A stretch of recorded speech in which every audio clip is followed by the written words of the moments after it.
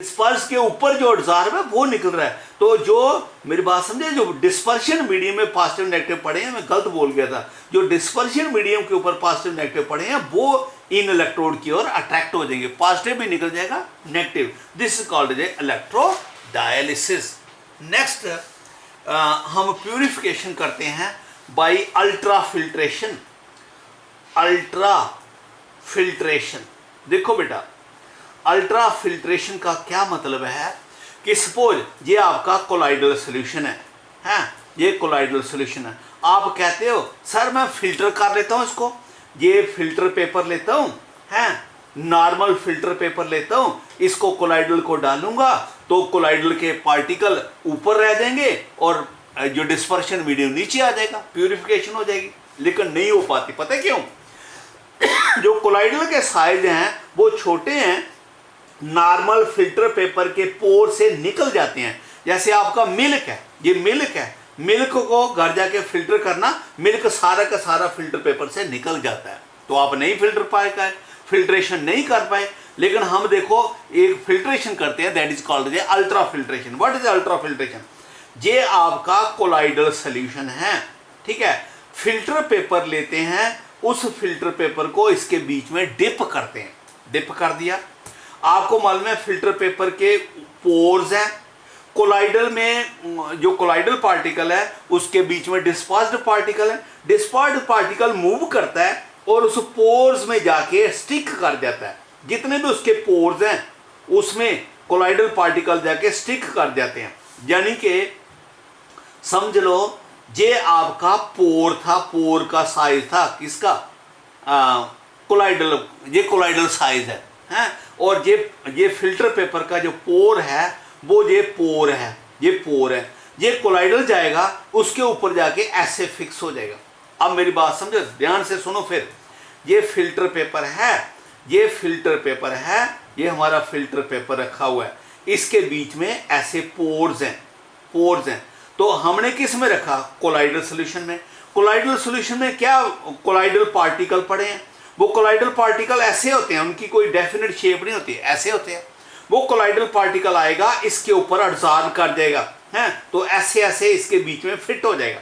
अब मुझे बताओ, अब कोलाइडल पार्टिकल सॉलिड है, जो पोर्स का साइज क्या हो गया? छोटा, साइडों में थोड़ा थोड़ा खाली रहा है होल, बाकी जो कोलाइडल पार्टिकल उसके बीच में फिट हो गया, सारे कोलाइडल पार्टिकल उसके बीच में फिट हो जाएंगे। ये फिल्टर पेपर को निकाल लेंगे बाहर, ड्राई करेंगे। अब हम वो फिल्ट्रेशन करेंगे, ये वाला फिल्टर पेपर जो ड्राई करके मिला इसको बोलते हैं ultra filter paper. This is called a ultra filter paper. इस अल्ट्रा फिल्टर पेपर को हम फनल में रखेंगे और अब इसमें सोल डालेंगे। अब कोलाइडल के पार्टिकल, ये पोर्स का साइज छोटा हो गया, देखा ना, ये छोटा हो गया, पहले बड़ा था, बीच में क्या आ गया? Colloidal particle. तो साइज, बीच में पोर्स का साइज छोटा हो गया और छोटे में से सॉल्वेंट निकल जाएगा, इलेक्ट्रोलाइट निकल जाएंगे, लेकिन कोलाइडल पार्टिकल इधर रह जाएंगे। तो this is called the ultra filtration. We can purify the colloidal solution by ultra filtration. दूसरा है, एक है, इसको बोलते हैं अल्ट्रा सेंट्रीफ्यूगेशन। अल्ट्रा सेंट्रीफ्यूगेशन से भी हम कोलाइडल सॉल्यूशन को प्यूरिफाई कर लेते हैं। देखो, जो बच्चे गांव में रहते हैं उनको मालूम है, ये दूध जो होता है बाजार से मिलता है हमें, इसमें से क्रीम निकाल लेते हैं। वो मशीन को, जहाँ क्रीम का मशीन लगी होती है, वहाँ जाके देखना, ऐसे ट्यूब होती है, ये ट्यूब होती हैं ऐसे, ठीक है, इन ट्यूब में मिल्क डाल देते हैं, मिल्क डालते हैं, मिल्क, ये ट्यूब को जोर से रोटेट करते हैं। आपको मालूम है मिल्क में क्या है? बटर है, और क्या है? वाटर। बटर क्या है? Colloidal particle. वाटर क्या है? Dispersion medium. जो कोलाइडल पार्टिकल हैं वो जब रोटेट करते हैं ना जोर से, वो जाके नीचे जाके कलेक्ट हो जाता है, ये जाके कलेक्ट, जो जब रोटेट करते हैं जोर से, हैवियर पार्टिकल की नेचर है वो जाके सेंटर में जाके एंड में जाके कलेक्ट हो जाता है। तो फिर ऊपर से इनको रोकते हैं और स्टॉप करते हैं, ऊपर से जो दूध है वो निकाल लेते हैं और बटर के पार्टिकल नीचे आ जाते हैं। That is named as a cream.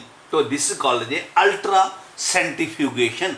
आपने पढ़ा होगा ना centripetal force and centrifugal force. ये सेंट्रीफ्यूगेशन फोर्स बनती है जिससे ये फिल्ट्रेशन हो जाती है, जो कोलाइडल पार्टिकल हैं वो सेपरेट हो जाते हैं from the electrolyte and this is called a ultra centrifugation.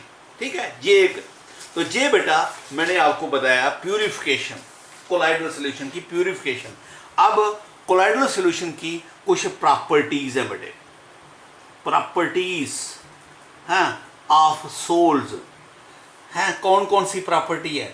ये हिट्रोजीनियस होता है, बताया आपको। It consist of two phases homogeneous, two phases dispersed phase and the dispersion medium.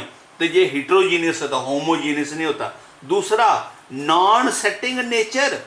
अरे कोलाइडल सॉल्यूशन को रख दो तो वो खुद ब खुद सेट नहीं होते, कोलाइडल पार्टिकल नीचे नहीं बैठते मोस्टली। क्यों नहीं बैठते? क्योंकि उनके आपस में क्या है, रिपल्शन, यानी उनकी कागुलेशन खुद नहीं होती। नॉन सेटिंग नेचर इसकी। दूसरी, they show the Brownian movement. Brownian movement very very important है। ये हर साल 3 नंबर का क्वेश्चन आता है, व्हाट इज वोरोनियन मूवमेंट। देखो वोरोनियन मूवमेंट में क्या है, ये आपका कोलाइडल पार्टिकल, ध्यान से सुनना फिर क्या बोल रहा हूँ। ये कोलाइडल पार्टिकल है और इसके ऊपर ये पॉजिटिव चार्ज है या नेगेटिव चार्ज है। पॉजिटिव है तो इस सारे के ऊपर क्या है, पॉजिटिव। फिर मैंने वो एग्जांपल ले ली किसकी, FeOH3 की, और सराउंडिंग में क्या पड़ा हुआ है, Fe3 positive and Cl negative. देखो सराउंडिंग में ये कहाँ पड़े हैं, डिस्पर्शन मीडियम में, और ये क्या है, डिस्पर्स्ड पार्टिकल। जो डिस्पर्शन मीडियम के पार्टिकल हैं वो लगातार इस पर अटैक करते हैं बेटा। ठीक है, वो लगातार इस पर अटैक करते हैं सराउंडिंग से। ठीक है, जब इस पे अटैक करते हैं तो ये कोलाइडल पार्टिकल हो सकता है इधर से 10 अटैक कर लें और इधर से 1 अटैक करें। देखो ये आपका कोलाइडल पार्टिकल है, अगर इधर से 10 अटैक 5-4 अटैक कर रहे, इधर से 1 अटैक कर रहा है, तो ये जो इधर से अटैक ज़्यादा हो गए तो इधर से कम हो गए हैं। तो इसकी वजह से ये किस साइड को मूव करेगा, इधर को मूव करेगा। ये कोलाइडल पार्टिकल जो होते हैं कोलाइडल सॉल्यूशन में हर वक्त मूव करते रहते हैं। हर वक्त हम सो जाते हैं, ये नहीं सोता। ये कोलाइडल पार्टिकल हमेशा मूव करते हैं। ध्यान से सुनना क्यों। Colloidal particle always remain in motion, always remain in movement due to the unequal, ध्यान से सुनना क्या बोल रहा हूं, due to the unequal impact. Impact क्या होता है, टक्कर्स। Unequal impact by the dispersion medium particle on the colloidal particle. जो डिस्पर्शन मीडियम के पार्टिकल हैं वो इस पर अटैक करते रहते हैं और उनका अटैक दोनों साइडों से बराबर नहीं होता, एक साइड से ज़्यादा होता है, एक साइड से कम होता है, इसलिए वो मूव करते रहते हैं। और मूव तो किया, ये तो एक बात होगी, लेकिन ब्राउनियन मूवमेंट ने, ब्राउनियन ने कहा नहीं मूव तो कर रहा है, जहां से जहां गया ऐसे जहां तक चला गया, उसके बाद इधर को मूव कर दिया, उसके बाद हो सकता है इधर को मूव कर दिया, कोई डेफिनेट नहीं है, उसके बाद हो सकता है इधर को मूव कर दिया। No definite direction. एक पर्टिकुलर पॉइंट के बीच में तो लाइन स्ट्रेट होती है, उसके बाद डायरेक्शन चेंज हो जाती है, उसके बाद फिर direction. This movement is called as a Brownian movement. This is called as a Brownian movement. आप कहेंगे सर ये तो बात मान ली कि अनइक्वल हो गया, लेकिन टेढ़ा देखो, ये पार्टिकल था, इधर इस पर ज़्यादा अटैक कर रहे थे, इधर कम थे, इसलिए इस पर अटैक किया जी, जहाँ पहुँच गया। लेकिन जब ये खड़ा ही था अभी, इस पर फिर अटैक हो गए हैं। हो सकता अब इधर से ज़्यादा हो जाए, इधर से कम हो तो इधर अटैक हो गया, अगर इधर से ज़्यादा हो तो इधर चला जाएगा। यानी इस पर हर वक्त अटैक होते रहते हैं। एक अटैक अभी खत्म नहीं होता, दूसरा अटैक आ जाता है। और पहले अटैक में इस साइड से ज्यादा थे, इस साइड से कम थे। दूसरे अटैक में हो सकता है इधर से ज्यादा हो, इधर से कम हो, तो इधर को अगर इधर से ज्यादा होंगे इधर चला जाएगा। इस वक्त ये जो इर्रेगुलर मूवमेंट है, दिस जिग जाग मूवमेंट, दिस जिग जाग motion of the colloidal particle is called as a Brownian movement, and this movement is due to the unequal impact by the colloidal particle by the dispersion medium particle on the colloidal particle। मेरी बात समझ गए? now देखो, अब अगर ये हमारा ये colloidal particle है, अगर हम colloidal particle का साइज बड़ा कर दें, अब इसकी मूवमेंट स्टॉप हो जाती है। ये एक पर्टिकुलर, अगर जितना पार्टिकल छोटा है इतनी इसकी मूवमेंट ज़्यादा है, जितना पार्टिकल बड़ा करें इसकी, क्योंकि फिर जो सरफेस एरिया बहुत हो जाता है और ऑलमोस्ट सभी साइडों से इम्पैक्ट भी बराबर हो जाता है और इसका साइज भी बड़ा हो जाता है, हैवी भी हो जाता है और ये मूव करना बंद कर देता है। तो कोलाइडल मूवमेंट जो है, ब्रोनियन मूवमेंट जो है, इट कैन बी स्टॉप्ड कैसे? By increasing the colloidal particle, increasing the size of colloidal particle. उसका साइज बड़ा कर दो, मूवमेंट बंद हो जाएगी। दूसरा, कंसंट्रेशन, जितना सोल्यूशन की डेंसिटी ज्यादा होगी, डेंसिटी सोल्यूशन की डेंसिटी ज्यादा हो जाएगी, घनापन ज्यादा होगा, तो इसको मूव करने में प्रॉब्लम होगी। तो डेंसिटी बढ़ाने से भी मूवमेंट, ब्रोनियन मूवमेंट क्या हो जाती है? कम होगी। हो गया बेटा, this is Brownian movement. Next is, ये एक प्रॉपर्टी है, इसको बोलते हैं optical property. Optical properties, optical property में क्या है? ये आपकी लाइट जा रही है, लाइट, ठीक है, लाइट, आप इसको, ये ट्रू सॉल्यूशन है, ये true solution, this is true solution. Light ना हमें पहले दिख रही है, ना सॉल्यूशन में दिखी, ठीक है। उसके बाद हमने इसको पास किया कोलाइडल सॉल्यूशन से, this is a colloidal solution. लेकिन कोलाइडल सॉल्यूशन से हमें लाइट दिख गई बेटा, हैं, जहां से लाइट जाएगी ना, बाकी कोलाइडल सॉल्यूशन नहीं दिख रहा हमें, लेकिन जहां जाएगी वो जो बीच में रास्ते में कोलाइडल पार्टिकल आएंगे, वो जहां से मतलब लाइट विजिबल हो जाएगी, light become visible, light visible हो जाती है। क्यों विजिबल हो जाती है? देखो, जब लाइट जा रही है, वो जो कोलाइडल पार्टिकल हैं उन पर लाइट पड़ेगी और वो कोलाइडल पार्टिकल क्या करेंगे? लाइट को रिफ्लेक्ट करेंगे और रिफ्लेक्शन की वजह से लाइट दिखती है, ठीक है। और वो इसकी हमें पता चल जाता है कि ये कोलाइडल सॉल्यूशन है। This is called A optical property. मेरी बात समझ गए?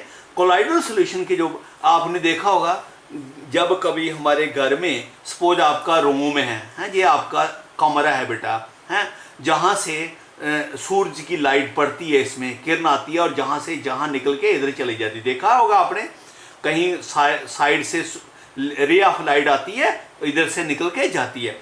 अगर आपका रूम में डस्टिंग कर रहे होंगे, झाड़ू लगा रहे होंगे, तो आपको मालूम है कोलाइडल के पार्ट, ये कोलाइडल पार्ट, अगर ये रूम आपका लाइट, आपकी अगर जो रूम में लाइट है, जो रूम में हवा है, अगर वो 100% क्लियर है, कोई भी डर्ट पार्टिकल नहीं है, तो ये आपको लाइट नहीं दिखेगी। लेकिन अगर आप इस रूम में डस्टिंग कर रहे होंगे, तो आपको मालूम है डस्ट के पार्टिकल आपको ये लाइट में डांस करते हुए दिखते हैं बेटा, हैं। वो पार्टिकल नहीं दिखता, बेसिकली पार्टिकल के ऊपर लाइट पड़ती है, वो लाइट रिफ्लेक्ट होती है, वो दिखती है। मेरी बात समझ गए? ये कॉमन एग्जांपल है, आम बच्चों ने ये नोट किया होता है। लाइट जब जा रही होती है, बीच में कोलाइडल पार्टिकल डांस करते हुए दिखते हैं, वो डस्ट के पार्टिकल है, जिनका साइज कोलाइडल के बराबर है, ठीक है। तो अगर आपका रूम 100% डस्टलेस हो जाए, इसमें कोई एक भी पार्टिकल का डस्ट नहीं है, तो आप लाइट जाएगी, लाइट नहीं दिखेगी, then it become true solution. हैं। तो ट्रू सोल्यूशन में नहीं दिखती, क्योंकि ट्रू सोल्यूशन में जो पार्टिकल है बहुत छोटे हैं, वो लाइट को रिफ्लेक्ट नहीं कर पाते, लेकिन कोलाइडल सोल्यूशन में पार्टिकल बड़े होते हैं, वो लाइट को रिफ्लेक्ट कर जाते हैं। ठीक है, तो दिस इज ऑप्टिकल प्रॉपर्टी। आपने देखा होगा रेनबो भी यही इफेक्ट है। रेनबो में जब बारिश होती है तो बारिश होने से छोटे छोटे पार्टिकल हवा में एटमॉस्फेयर में रह जाते हैं, और जब सन लाइट उन पे पड़ती है तो लाइट वो उन पार्टिकल से रिफ्लेक्ट होती है, इसलिए रेनबो दिखती है। ठीक है, नेक्स्ट इज इलेक्ट्रिकल प्रॉपर्टीज हैं। इलेक्ट्रिकल प्रॉपर्टीज, ये इलेक्ट्रिकल प्रॉपर्टी बहुत आसान है, ध्यान से सुनना। ये इलेक्ट्रिकल एक है इलेक्ट्रो ऑस्मोसिस, एक है इलेक्ट्रो फोर्सेस बोलते हैं इसको, इलेक्ट्रो फोर्सेस PHORESIS है, इलेक्ट्रो फोर्सेस बोलते हैं, और इसको कैटा फोर्सेस भी बोलते हैं बहुत बार, कैटा फोर्सेस। ये एक प्रॉपर्टी है, बहुत आसान प्रॉपर्टी है बेटा, कई बार ये आसान सा क्वेश्चन पूछ लेते हैं। देखो ये आपकी यू शेप ट्यूब है, इसमें मैंने कोलाइडल सॉल्यूशन रख दिया। कोलाइडल सॉल्यूशन अब आपको मालूम है इसमें दो तरह के फेज है, डिस्पर्स्ड और डिस्पर्शन।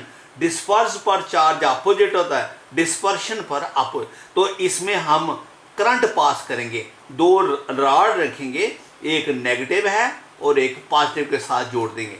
जब इसमें करंट पास करेंगे, अगर ये कोलाइडल सॉल्यूशन जो है पॉजिटिवली चार्ज सोल है, सपोज FeOI3 वाला है, तो जो पॉजिटिव चार्ज के पार्टिकल हैं, ये जो कोलाइडल पार्टिकल है, वो सारे के सारे इधर को मूव करेंगे। जब मूव करेंगे हैं तो जो बीच में डिस्पर्शन मीडियम के पार्टिकल है इधर मूव करेंगे। ठीक है, क्योंकि इनके ऊपर पॉजिटिव चार्ज है। तो अगर कोलाइडल सॉल्यूशन पर कोलाइडल पार्टिकल डिस्पर्स्ड पर अगर पॉजिटिव है तो डिस्पर्शन पर नेगेटिव होगा। तो पॉजिटिव वाले इधर मूव करेंगे, नेगेटिव वाले इधर मूव करेंगे। तो आपके जितने भी कोलाइडल पार्टिकल है वो सारे के सारे इधर आके इकट्ठे हो जाएंगे। तो इकट्ठे होकर न्यूट्रल हो जाएंगे, न्यूट्रल होने के बाद प्रेसिपिटेशन हो जाएगी, कोलाइडल सॉल्यूशन खत्म हो जाएगा by this electro forces. This is called electro forces. Movement of colloidal particle that is dispersed as well as the dispersion medium particle under the influence of electric current is called as electroforces। तो जो colloidal particle है वो precipitate होंगे, dispersion medium का तो दिखता नहीं है, वो भी न्यूट्रलाइज हो जाएंगे और ये colloidal solution खत्म हो जाएगा। This is called as electroforces। Next है बेटा electroosmosis। electroosmosis क्या है? ऑस्मोसिस वर्ड पढ़ा आपने हैं? पढ़ा नहीं? सॉल्यूशन में जहां पर हम ये कोलाइडल सॉल्यूशन है, लेकिन जहां पर हमने एक रख दिया क्या, ये पोर्च में ये सेमी परमीबल मेम्ब्रेन, सेमी